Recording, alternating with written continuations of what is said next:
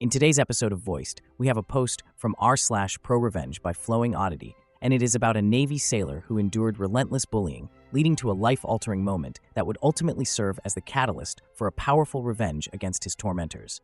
This one is not technically my revenge, but some revenge I got to see up close and take joy from, and slightly participate in.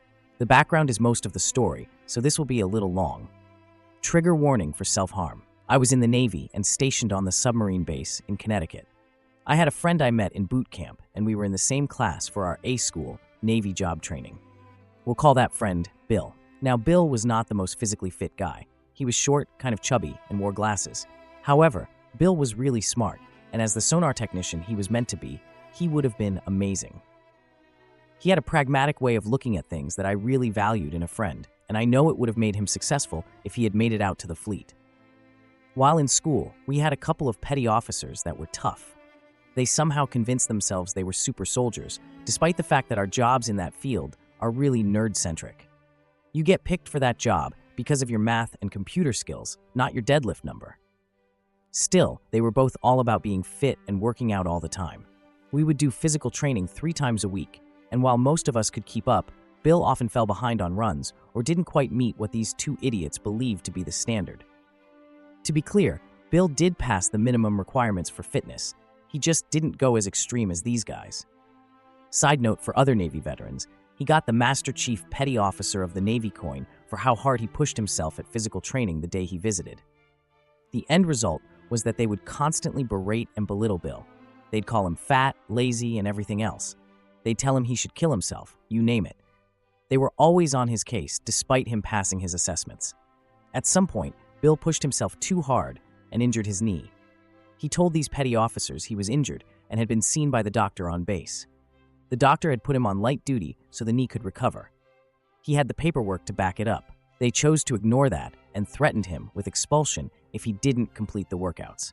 So Bill kept pushing himself, injuring himself more, and his mental health degraded the whole time. In my time in the Navy, you did not get mental health services really. The only person to talk to like that was the chaplain. For those who do not know, the chaplain is the religious leader, usually a pastor, priest, rabbi, that has signed up as a commissioned officer.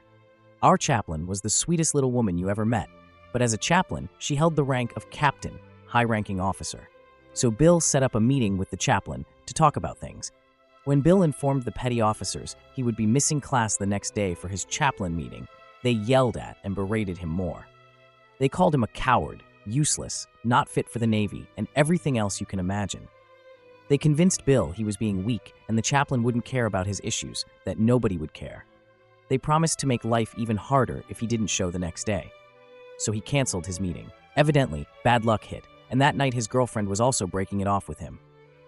She wasn't worth his time or money, but he couldn't see that. That night, I awoke to a 3 a.m. call from Bill. I couldn't hear anything, and I asked several times, "Bill, are you there? Are you okay?" It would not have been the first time that I got a drunk dial from one of my friends after a hard day like Bill had. Sailors have been known to drown their sorrows a bit. Eventually, I figured it was a butt dial or drunk dial and hung up and went back to bed. I still regret that decision. The next day, all chaos broke loose. A couple of friends and I got calls from Bill's now ex-girlfriend informing us he was in the hospital because he slit his own throat. Turned out, a few of us got that 3 a.m. call, but Bill couldn't speak at the time and was kind of out of it due to blood loss. We finished what we had to do on base and rushed over to the hospital. As we got there, the chaplain was on her way out, and we passed her in the hallway. She spoke to us briefly to say that Bill would be okay, and she wouldn't forget this. I have never seen a look on someone's face that so accurately depicted raw, unfiltered rage. It took us all by surprise because she was such a small, sweet, and personable lady. But the look in her eyes, you could just tell she wanted someone to pay for this. She wanted revenge, and we all knew she wore the kind of rank that could get it done. We visited Bill, who could barely talk, but he told us the story of what had happened, what he was thinking at the time, and how glad he was it didn't work. Apparently, it was cold enough that the blood clotted on the outside of his neck and made a kind of patch that kept him alive long enough for the emergency medical services to find him and get him to a hospital. The doctor said he missed his carotid by about a millimeter. A week went by, and we hadn't heard anything until we got called in by the chief of the training command, the boss to these petty officers. He said he wanted to check on the rest of us and make sure there weren't any other issues with these guys he wasn't aware of, and that we were all okay. I let him know about a reprimand he gave me a few months back, that I was really set up by these guys, and they had lied to him. My friends cited a couple other examples of their own, with these guys being generally deceitful and dishonest people. I do not think it mattered. I think their fates were already sealed, and we were being asked for more ammunition to bury them with.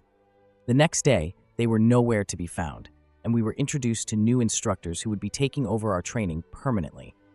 After class, I decided to stop by and ask the chaplain what happened. She told me she had never been more disgusted by the actions of a sailor than these two guys who convinced someone not to come see her.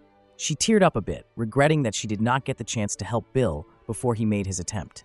In her mind, it was these two that precipitated and enabled Bill's attempt. So on to the revenge. The chaplain told me she went to the admiral in charge of the entire base and demanded their immediate discharge. He granted it. Both petty officers were immediately processed out with dishonorable discharges. I can't remember the exact charge I heard they cited for it, but I know the Navy has a way of selling nonsense on paper when they want a certain outcome, especially officers at that high level.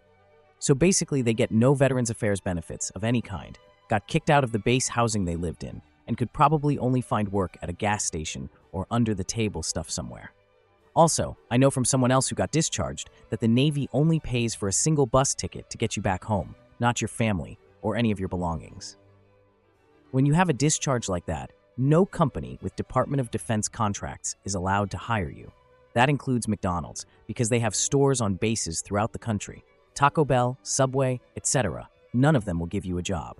They can't, and they don't want to anyway. So I don't know where these guys went or what became of them, but I know their lives were irrevocably ruined. One of them had about 18 years in, so he was 2 years from retirement and lost it all. The other was at about 12 years, so he also lost a lot. Wherever they are now, I'd be very surprised to hear they're making more than minimum wage. As for Bill, well, he made a full recovery. He got a full medical discharge, which is an honorable discharge that meant E5 pay for the rest of his life, full benefits, and a referral to a counselor in his home state once he got back there. All paid for by the Navy. We lost touch over the years, but I did see on Facebook he got himself together, became a police officer, and got married. For those who have pointed it out, their discharges were actually other than honorable, OTH, but I didn't want to have to explain the difference or have people Google it. We always use dishonorable colloquially for OTH, bad conduct discharge, BCD, because they all mean you got the boot and your life is going to be difficult. But no, they didn't do a full court-martial or any brig time, but I did hear they pushed it to Administrative Separation Board, ASB, and lost. Also, someone pointed out Bill wouldn't get the medical at 100% for his neck. That's also true. He wouldn't have, but they wrote it up for his knee because it was basically bone on bone inside. I think they decided to do him a favor and not put him down as a mental health discharge. For those who have pointed it out, their discharges were actually other than honorable, but I didn't want to have to explain the difference or have people Google it. We always used dishonorable colloquially for other than honorable bad conduct discharge because they all mean you got the boot and your life is going to be difficult. But no, they didn't do full court-martial or any brig time, but I did hear they pushed it to Administrative Separation Board and lost. Also saw someone pointed out Bill would not get the medical at 100% for his neck.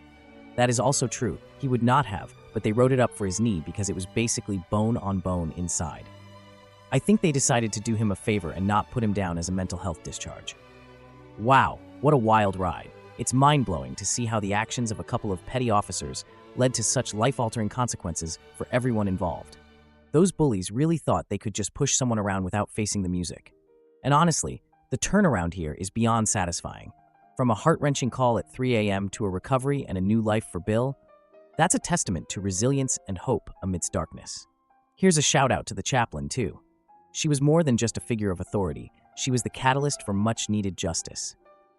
Now, let's open the floor. What are your thoughts on this story? Do you think the repercussions were harsh enough for those bullies, or was it too much?